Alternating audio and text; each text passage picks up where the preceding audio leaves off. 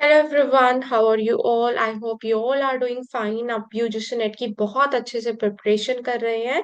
So I am going to help you in American literature today. This is my name Kirti Batra and here is a short introduction about myself. ठीक है। अभी American literature के आज तीन important writers पढ़ेंगे dear friends. William Faulkner, Walt Whitman as well as Ernest Hemingway.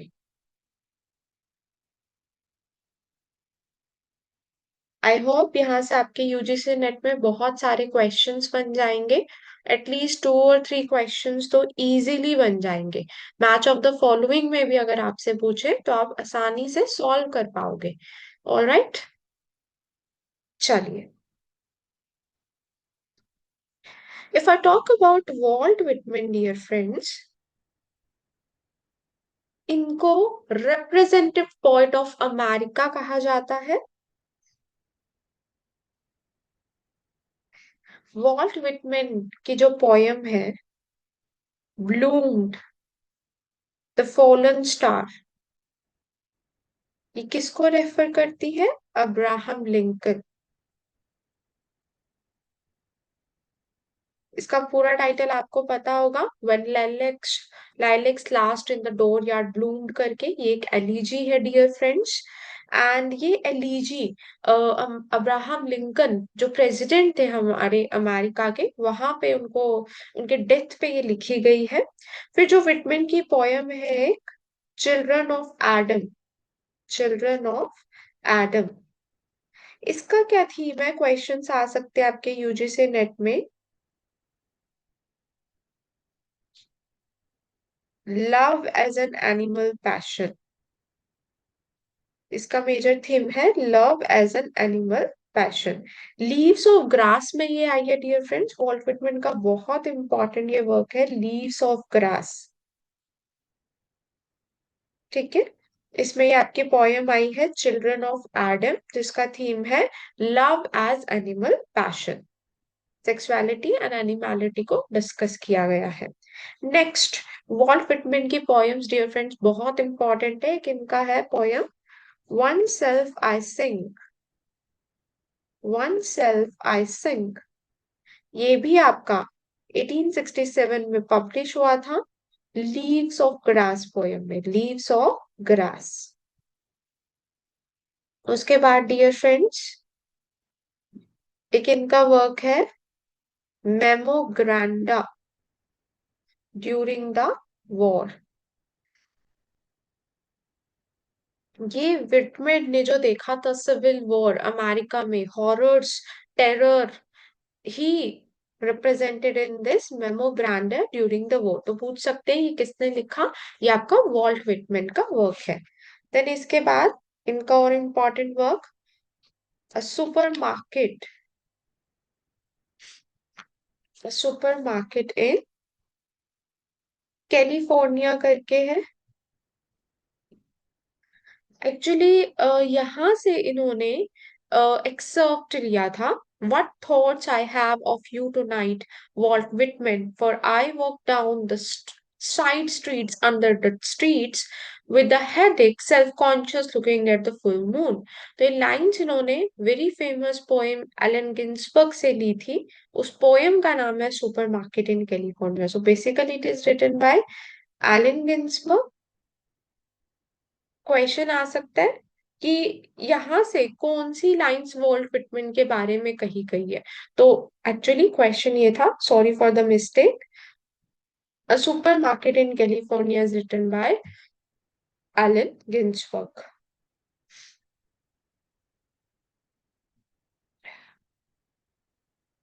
Then we have, किसको mourn किया जाता है? आप सबको पता है, प्रेसिडेंट अब्राहम लिंकन को किया जाता है। O captain my captain, O captain my captain, ये भी वॉल्ट विटमैन ने किसके लिए लिखी थी? Yes, you all know it is written by Walt Whitman in 1865 for none other than Abraham Lincoln. एक आपका यहाँ पे ये कब पब्लिश हुई थी? क्वेश्चन आ सकता है। ड्रम टैप्स, ड्रम टैप्स, इसमें अमेरिकन सिविल वॉर के बारे में बहुत सारी बातें कही गई है, तो आपको याद रखना है drum taps.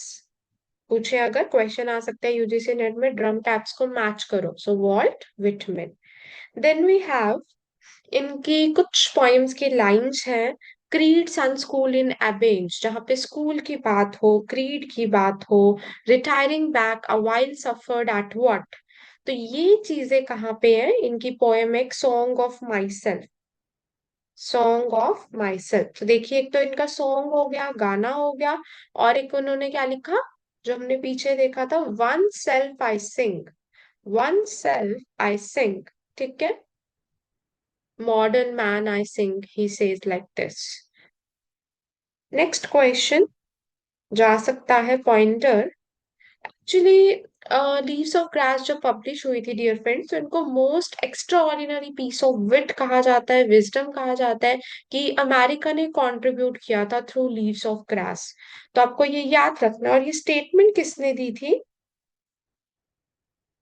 Ralph Veldo Emerson ने बोला था कि लीव्स ऑफ ग्रास देके ना अपने अमेरिका को इतना बड़ा कंट्रीब्यूशन दिया, रैल्फ वेल्डो एमर्सन। ये सारे आपके ट्रांसडेंटलिस्ट मूवमेंट से जुड़े हैं डियर फ्रेंड्स। ट्रांसडेंटलिस्ट मूवमेंट वो मूवमेंट था जो सोल और ओवर सोल की बातें करता है, beyond the physical reality again, ठीक है। कौन सा पीरियोडिकल वर्ल्ड मैंने स्टार्ट किया था, क्वेश्चन आ सकता है। तो आप याद रखेंगे the Long Islander periodical, the Long Islander periodical. आपको ये सारी चीजें ध्यान देनी है। Then we have Walt Whitman की कौन सी लाइन जो उनकी poem I sing the body electric में इंपॉर्टेंट है। तो इनकी पोयम है I sing the body electric, ठीक है। I sing the body electric, इसमें एक इनकी लाइन है, if anything is sacred human body is sacred. जैसे हम कहते हैं ना हमारा शरीर ही एक मंदिर है, तो if anything is sacred human body is sacred. Again you can see the glimpses, the reflections of the reflection of transcendentalist movement in his poetry. इसके बाद देखिए आप, इन्होंने एक बार कहा है the kelson of creation is love. Question आ सकता है ये कौन से बुक में कहा गया है, ये poem songs of myself, songs of myself. और सॉन्ग्स ऑफ माई सेल्फ इसमें था dear friend Leaves of Grass में।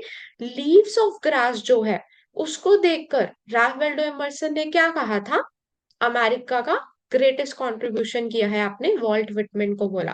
देखिए ये सब चीजें बुक्स में लिखी हुई हैं, आप सोचेंगे मैं आप सबको ये क्यों बता रही हूँ। एक्चुअली जब हम सुनते हैं और जब रिवाइज करते हैं, डिस्कस करते हैं, तो ये क्वेश्चंस, ये डिस्कशंस बहुत हेल्पफुल होती है आपको एग्जाम टाइम में। तो हम इसको रिवाइज करेंगे। आप मुझे कमेंट सेक्शन में और बताना कि इनके कौन से वर्क्स हैं या कौन से लाइंस, इससे आपको और रिवीजन होएगा, ठीक है। चलिए आगे बढ़ते हैं।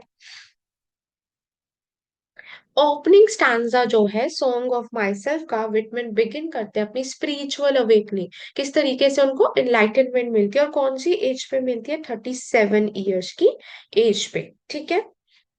सॉन्ग ऑफ माई सेल्फ किसमें इंक्लूडेड है, I am again saying it is including in leaves of grass, leaves of Grass.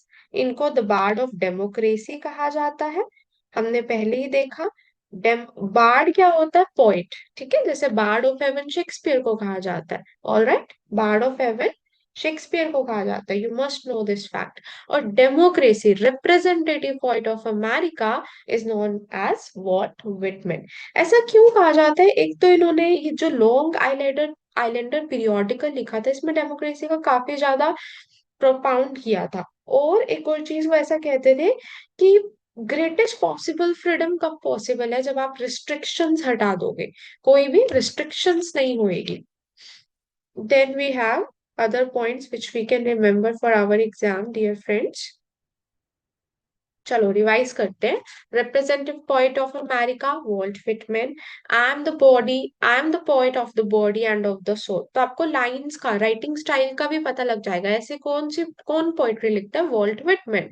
जो विटमैन का लीव्स ऑफ ग्रास अपीयर हुआ था, वो एक बहुत इंपॉर्टेंट टाइम पीरियड है। ड्रम टैप्स इनकी सीरीज ऑफ पोएम्स हैं, ठीक है। और देखेंगे, ये कहते हैं I celebrate my self.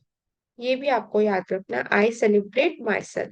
Transcendentalism में हम अपनी बॉडी को ही अप्रिशिएट कर रहे हैं, वर्शिप कर रहे हैं, for every atom belonging to me as good belongs to you. ठीक है, गुडनेस पे कितना ज्यादा एम्फोसाइज किया जा रहा है।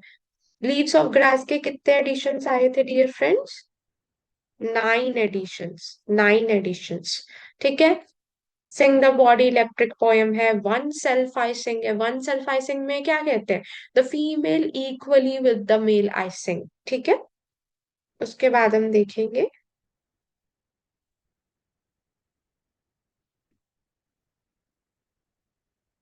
I hear America singing.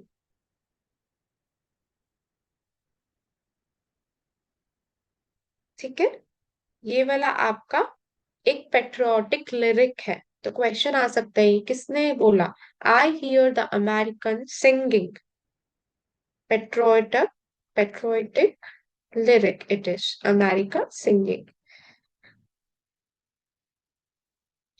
Next question आ सकता है कि किसका ओपिनियन था कि जो आर्ट है, ट्रीज और श्रब्स की तरह उनकी नेचुरल ग्रोथ होनी चाहिए, रिस्ट्रिक्शन ही होनी चाहिए। जैसे आपका जॉन मिल्टन ने बताया था ना, एरोपेगिटिका 1644, एज यू कैन रिमेम्बर, कि प्रिंटिंग प्रेस जो है आपकी, आप बैन मत लगाओ, आप जो पब्लिकेशन ऑफ बुक्स है, क्योंकि वो बहुत इंपॉर्टेंस कैरी करती है, they hold a significant, a crucial, a vital part in humans lives. वैसा ही आपका जो विटमिन थे, उन्होंने स्टेटमेंट दी थी that art like trees and shrubs had a natural growth. Natural growth होती है, आप इसको रोको मत, तभी उनको रिप्रेजेंटेटिव ऑफ डेमोक्रेसी भी कहा जाता है। आगे बढ़ेंगे हम dear friends. Walt Whitman poet थे 19th सेंचुरी के। ठीक है, इनका 1819 में जन्म हुआ था। ऑल राइट, ये भी आप याद रखेंगे। सॉन्ग ऑफ माई सेल्फ जो इनकी पोयम है, उसमें ये गॉड को एक सीडिंग प्रिंसिपल मानते हैं। ठीक है, और ह्यूमन सोसाइटी जो है वो ऐसा, जैसे आपका ये बिल्कुल वैसा लग रहा है जैसे प्लेटो ने थ्योरी ऑफ केव्स दी थी, है ना, theory of forms.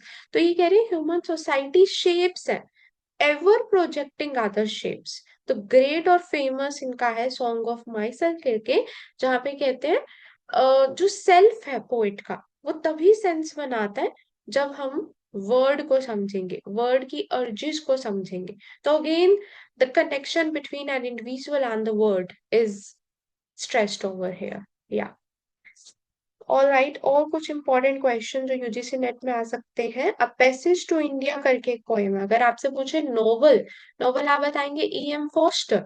E M Forster का पार्ट क्या है? पैसेज टू इंडिया का 3 पार्ट्स है, MCT, मॉस्क, केव्स, टेम्पल। ध्यान रखना, कई लोग एम से मारामार केव्स कराएंगे, रॉन्ग।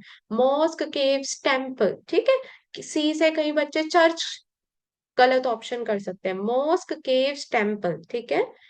अब पैसेज टू इंडिया उनका नॉवल था एम फॉस्टर का। होवर्ड सैंड आपको याद रखना है, एपिग्राफ, ओनली कनेक्ट। और पैसेज टू इंडिया पोएम किसकी है? वॉल्ट विटमैन की। ठीक है, ध्यान रखेंगे। Then on the beach at night करके एक इनकी पोएम है, on the beach at night. All right, आपको ये सारे वर्क बहुत अच्छे से करने हैं। इनके टाइटल्स, अभी तो टाइटल्स देख लेना। क्रॉसिंग ब्रुकलिन फेरी एक इनका है, Crossing Brooklyn Ferry. Song of Myself इनकी बहुत इंपॉर्टेंट पोएम है, जिसमें मेजर सिंबल ग्रास है, पूछ सकते हैं। Grass is the major symbol in the Song of my self.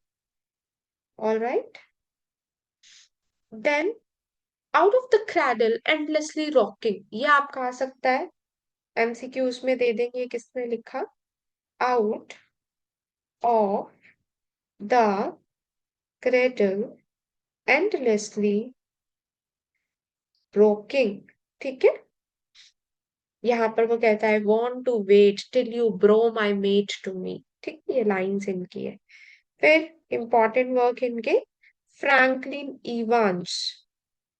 आपको ना जो एक एक है डियर फ्रेंड्स ओनली, वो बहुत अच्छे से याद रखने, जैसे वर्ड्सवर्थ का ओनली, बॉर्डरर्स, ठीक है, चार्ल्स लैम का only, John Woodville. All right, then we have, और कौन सा ओनली है, एक आपका एग्जाइल करके भी प्ले है, किसका प्ले है आप मुझे कमेंट सेक्शन में बताएंगे, ठीक है। फ्रैंकलिन इवांस, इसको कहते हैं द इनएबिरेट, ये इनका डिडैक्टिक नॉवल है। ध्यान रखिए, क्वेश्चन यूजीसी नेट का बहुत अच्छा बन सकता है। डिडैक्टिक नॉवल है आपका फ्रैंकलिन इवांस, जिसको कहते हैं द इनएब्रिएट। इसका सब टाइटल ध्यान देख लीजिए, मैं अपने स्टूडेंट्स को कहती हूँ जहां सब टाइटल्स आए, जहां आपके स्यूडोनिम पूछे, जैसे डॉरिस लेसिंग का जेन सॉमर्स है स्यूडोनिम, ठीक है, जहां स्यूडोनिम पूछे आपको बहुत ज्यादा अलर्ट हो जाना है, you need to pay attention, you need to be attentive. Subtitles, ठीक है, सब टाइटल है फ्रैंकलिन इवांस का a tale of the times, a tale of the times, और hard times for these times, है ना। देखिए literature is so vast, आपको बहुत लिंक करके पढ़ना पड़ेगा, और लिंक कैसे होएगा, जब आप डेली कंसिस्टेंसी से स्टडी करेंगे।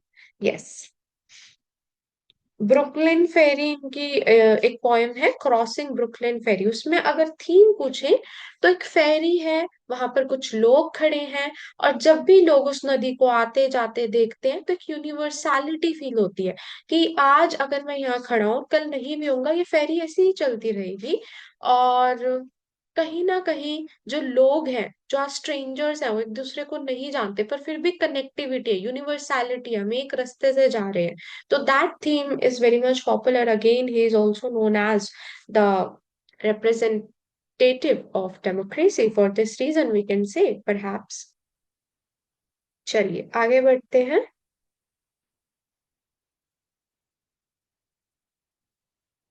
लीव्स ऑफ ग्रास पूरी बुक डेमोक्रेसी पे है डियर फ्रेंड्स, ठीक है। अगर आपसे पूछे क्वेश्चन आए, होमोस्पन फिलोसोफर किसको कहा जाता है, तो आप बता देना वोल्ट विटमैन को कहा जाता है। मेरे को नहीं लगता इससे बाहर कोई क्वेश्चंस आएंगे यूजीसी नेट पे। अच्छा, लाइलेक्स जो आपकी पोयम है उसमें एक तो वेस्टर्न फॉलोन स्टार की थीम्स है, ठीक है, और इसमें आपकी एक बर्ड की है, वो बर्ड पहले तो वो ऐसा करता है, लगता है कि लेमेंट करती है प्रेसिडेंट के लिए, पर फिर बाद में सूदिंग वॉइस उसके लिए बन जाती है। इन मेमोरियम में भी डियर फ्रेंड्स ऐसा है, जब टेनीसन बोलते हैं, आप जब पढ़ेंगे इन वर्क्स को डिटेल में, आप देखेंगे बहुत सारी सिमिलैरिटी है। एक टाइम पे लीजिए पे लिमिटेशन हो रहा है, और लास्ट में एक्सेप्टेंस है, कि कोई बड़ी चीज है, बड़ी पावर है जो उसको एक्सेप्ट कर लेती है, जिसकी भी डेथ होती है उसकी सोल को, तो we get also comforted by this thought that maybe after birth somebody is there to take care of them।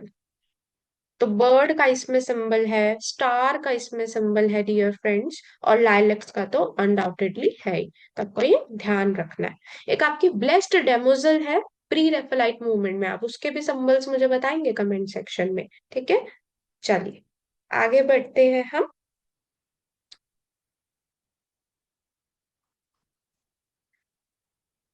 Vault Whitman ने पोयम में स्यूज कैनाल का रेफरेंस दिया, स्यूज कैनाल का, और एटलांटिक। क्वेश्चन आ सकता है किसमें दिया, पैसेज टू इंडिया किसमें दिया,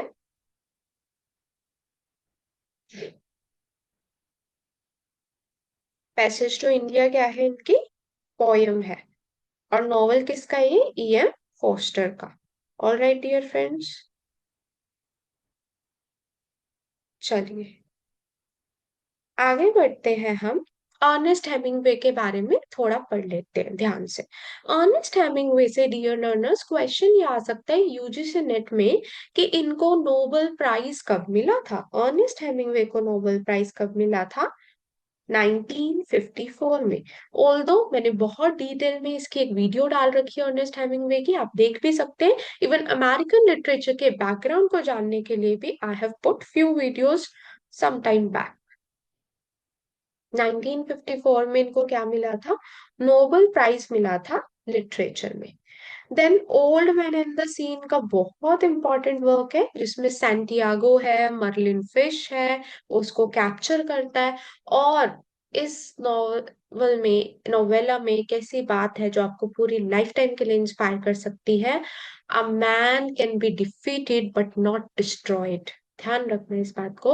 अ man can be defeated but not destroyed, the same applies in our life also. चलिए, जो ओरिजिनल टाइटल है, क्वेश्चन आ सकता है यूजीसी नेट में, Old Man in the sea का ओरिजिनल टाइटल है द सी इन बीइंग।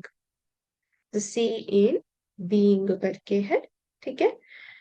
यहाँ से मैं आपको इतना नहीं पढ़ाऊंगी मुझे लगता है, क्योंकि अर्नेस्ट हेमिंगवे पे इन डिटेल वीडियो है अप्रोक्सीमेटली 1 आवर की, तो आप वो भी देख सकते हैं। ठीक है। आपसे मैं 2-3 क्वेश्चंस पूछ लेती हूँ रैंडम, ताकि आपको, अगर आपने पहले पढ़ रखा है तो रिवाइज हो जाए। For whom the bell tolls, ठीक है, ये टाइटल जो है वो कहाँ से लिया गया, आप मुझे बताएंगे? जॉन डन की कौन सी पोइम से लिया गया? ठीक है।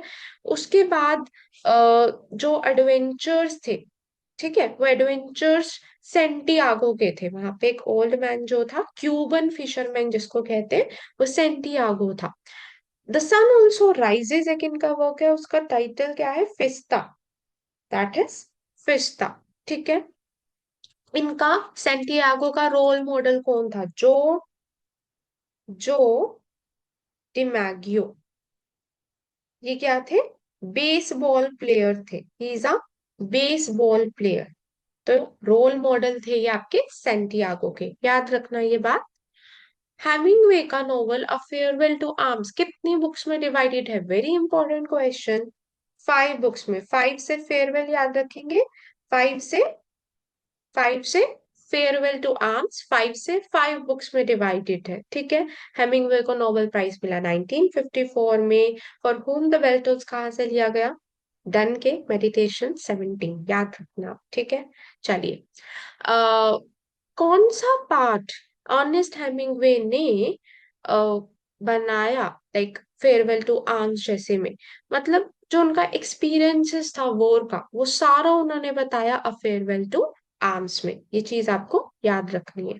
A farewell to arms world war first के टाइम लिखा गया था। World war first, not second, क्योंकि मुझसे गलती हुई थी। ठीक है। वर्ल्ड वॉर फर्स्ट, ध्यान रखना है। ये आपका हेनरी और कैथरीन बार्कले का अफेयर है इसमें।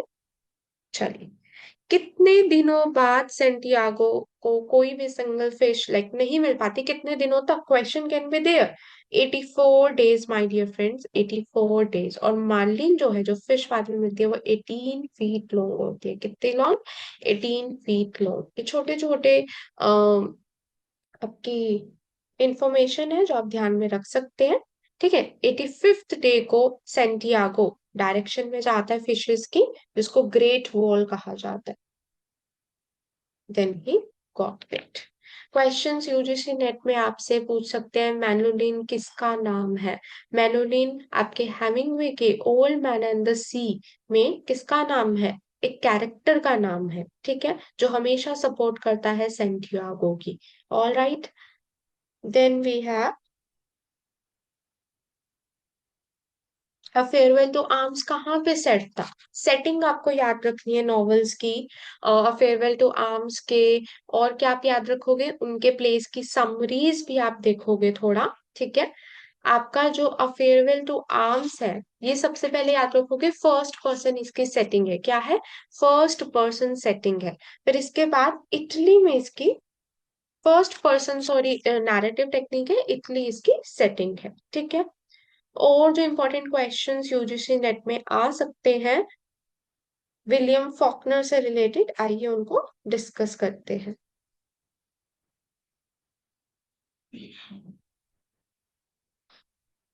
देखिए, विलियम फॉकनर ने ना लाइट इन ऑगस्ट करके एक वर्क लिखा था। लाइट इन ऑगस्ट, जिसमें जो क्रिसमस है, and he attempts to recover the origins of his mulatto identity, उसको रिकवर करना चाह रहे हैं ये इस वक्त लाइट इन ऑगस्ट में। ठीक है। Then we have who among the following books has not been written by William Faulkner. ये क्वेश्चन आ सकता है यूजीसी नेट में, आप ध्यान दीजिएगा, जहां पर नॉट लिखा है आपको ध्यान देना है कि ये बुक्स कौन सी नहीं है। इसके लिए आपको पता होना चाहिए विलियम फॉकनर ने कौन कौन से वर्क लिखे हैं, तो पढ़ेंगे।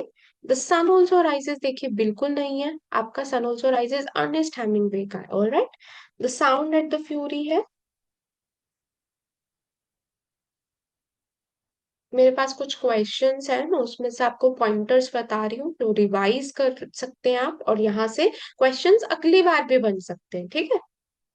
Then we have Absalom Absalom करके है एक नॉवल। एब्सलम एंड एकिड आए तो डियर फ्रेंड्स क्या बताओगे? जॉन ड्राइडन, भूलना नहीं है, ठीक है। समरी भी पढ़ना है इसकी। Then we have knight's gambit, ये आपकी 6 शॉर्ट स्टोरीज है। This is a 6 short stories collection है आपका, ठीक है।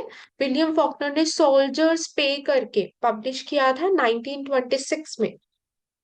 अर्नेस्ट हेमिंग्वे को नोबेल प्राइज कब मिला? 1954। Very good.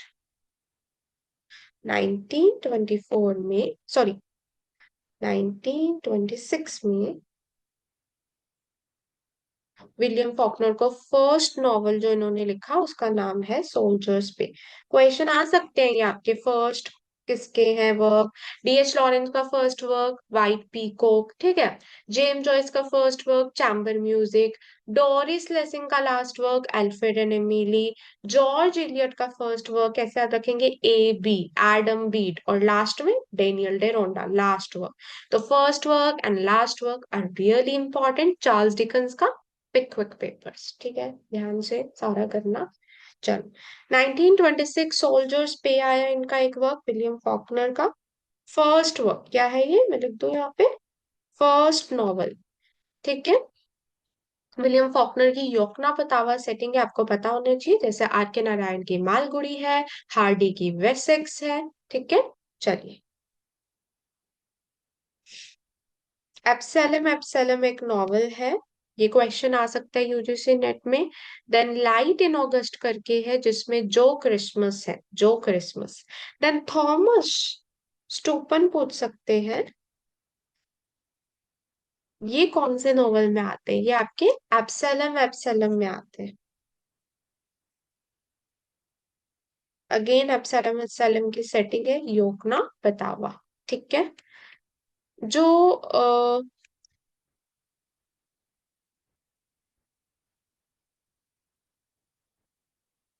एक इनका वर्क है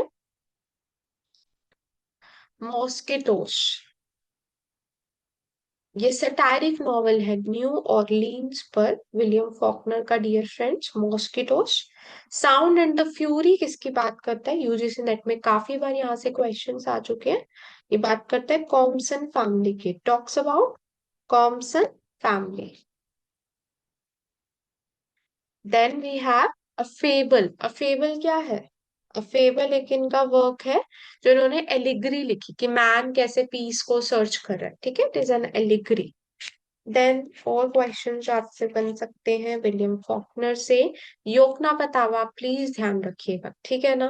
नोबेल प्राइज, क्वेश्चन आज, नोबेल प्राइज इनको कब मिला था विलियम फॉकनर को? द 1949 में। 1954 में मिला अर्नेस्ट हेमिंग्वे को after 5 years। Then we have sound and the fury, title कहाँ से लिया ये आप सबको पता होगा, मैकबेथ से लिया। क्वेश्चन आ सकता है मैकबेथ की फेमस soliloquy कौन से उसमें, जहां से टाइटल लिया गया? Act 5, act 5 scene 5, act 5 scene 5। Soldiers play first novel है डियर फ्रेंड्स, 1926 में आया।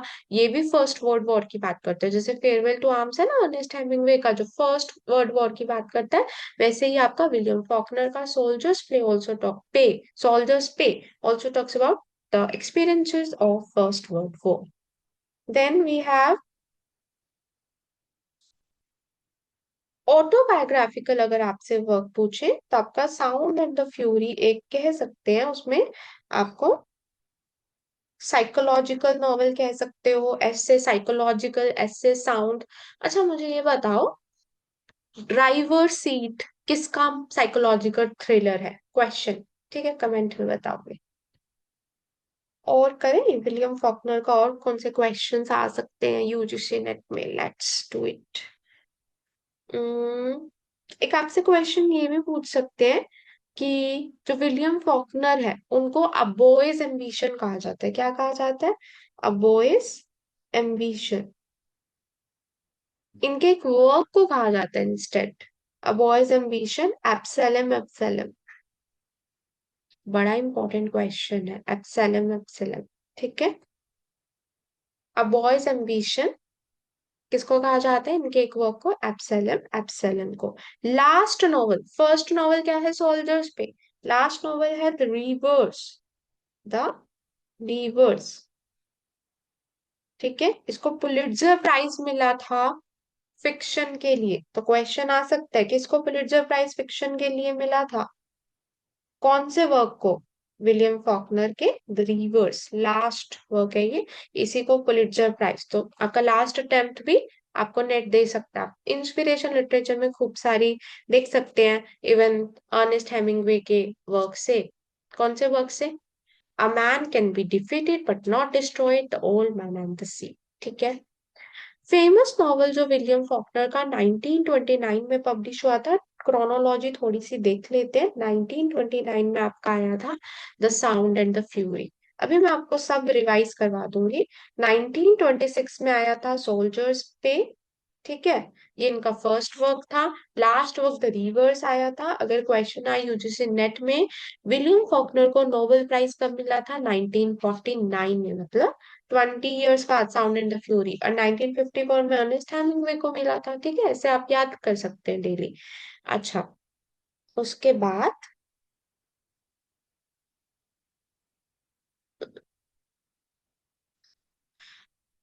द अनवेंक्विश्ड एक इनका वर्क है, अनवेंक्विश्ड। क्वेश्चन आ सकता है यूजीसी नेट में, अनवेंक्विश्ड किसका वर्क है? विलियम फॉकनर का वर्क है। ठीक है, और क्या पूछ सकते हैं? विलियम फॉकनर ने ना कॉम्सन फैमिली का कौन से वर्क में मेंशन किया? मैं आपको ये बता चुकी हूँ लेक्चर में। आप मुझे क्या बताएंगे?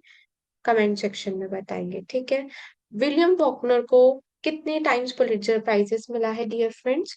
ही got 2 times Pulitzer prize. Mosquito इनका वर्क है। सेंचुरी करके इन्होंने एक वर्क लिखा डियर फ्रेंड्स, ये ध्यान रखिए, सेंचुरी। और सेंचुरी का जो सीक्वल आया, ठीक है, सीक्वल आया, उसका नाम है requiem for a nun. Alright, let me read it. Century का जो सीक्वल, प्रीक्वल आपको पता है ना, सीक्वल मतलब बाद में आया। रेक्विम फॉर अ नन करके आया, ये आपका प्ले है। ठीक है, it is a play, requiem for a nun. Soldiers pay कब आया बताओ? फॉकनर ने लिखा फर्स्ट नॉवल सोल्जर्स प्ले, ये कब आया? कौन से उसमें आया बताओ? 1926 में आया। Very good. अच्छा, और क्वेश्चंस पूछती हूँ मैं आपसे। Tell me, Moby Dick, Moby Dick जो है, इसका क्या है? ये Moby Dick, what is Moby Dick? Moby Dick आपको पता होना चाहिए ना क्या है। तो आप मुझे बताएंगे कमेंट सेक्शन में क्या है मोबी डिक। ठीक है, लीव्स ऑफ ग्रास किसका वर्क है? ये भी आप मुझे कमेंट सेक्शन में बताएंगे। अब मूवेबल फीस्ट, मूवेबल फीस्ट देखिए, वैसे आपको ये पता होना चाहिए, अर्नेस्ट हेमिंग्वे का वर्क है। किसका वर्क है moveable feast? Hemingway, Ernest Hemingway का। ठीक है, अर्नेस्ट हेमिंग्वे को कब मिला था नोबेल प्राइज? 1950, 1954 में। चलिए, you all are doing good. बहुत अच्छे से आप, मुझे लग रहा है, आंसर दे रहे हैं, है ना? चलिए, एक चीज आपको और बतानी है, फिर क्लास की एंडिंग करेंगे, वीडियो को एंड करेंगे। किसको पैशन था अपनी सिस्टर के लिए साउंड एंड द फ्यूरी में? क्वेंटिन, क्वेंटिन को था। और किसको इडियट बॉय बोला जाता था? इडियट बॉय, जो हमेशा मतलब उटपटांग हरकतें करता है, और कैडी उसको साइलेंस करता है। बेंजामिन, किसको बोला जाता है? बेंजामिन। ठीक है, इडियट बॉय बेंजामिन। और कैडी इसको क्या करता है, शांत करने की कोशिश करता है, कैडेंस भी इसको कहते हैं और कैडी भी कहते हैं। ठीक है, कैडी की जो इलिजिटिमेट डॉटर है मिस क्वेंटिन, वो भाग जाती है एक इंसान के साथ। उस इंसान का कैसा बुलाते हैं उसको, the man with red tie. देखो ऐसा रेड टाई करके बुलाते हैं उसको, the man with red tie. ठीक है, ऑल राइट। तो आप ये सारा रिवाइज कर लेना एक बार। अच्छा, जो फॉकनर का एक वर्क बताया मैंने, सेंचुरी, जिसका सीक्वल क्या है, यस टेल मी, सेंचुरी का सीक्वल क्या है बताओ। Yes, the requiem. The requiem आपको याद रखना है, requiem for a nun play करके। सेंचुरी एक पल्प फिक्शन है। अब मेरे को बताएंगे कमेंट सेक्शन में पल्प फिक्शन क्या है। कॉपी और पेन के साथ आप बैठे हैं ना, अच्छे से करना है यूजीसी नेट की तैयारी, ठीक है, हो जाएगा। सोल्जर्स पे, William Faulkner. All right. I think we have covered major titles of these writers. इतना बहुत है यूजीसी नेट के लिए।